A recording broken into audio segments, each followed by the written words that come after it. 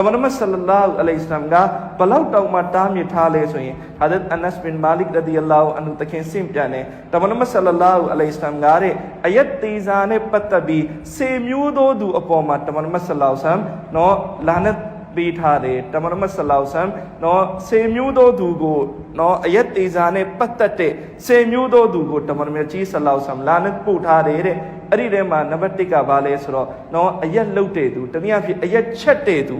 နော်အယက်ချက်တဲ့နော်နောက်တစ်မျိုးကအယက်ချက်ခိုင်းနေသူအယက်ချက်ခိုင်းနေသူနော်နောက်တစ်ခုကအယက်တောက်တဲ့သူ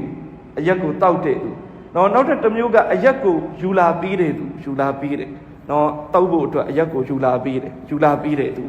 နော်ယူလာပြီးတယ်သူဒါကြောင့်နော်ကျွန်တော်တို့တချို့ရှိတယ်ကိုယ်တိုင်တော့မတော့နော်ဥမာပြစီးပွားရေးလုပ်တယ်နော်ကိုယ့်ရဲ့စီးပွားရေးပါတနာတွေရှိမယ်နှုတ်မဆိုရင်လည်းပဲစီးပွားရေးအတွက်တယောက်ကိုသွားပြီးပေါင်းဝတင်းရတာရှိမယ်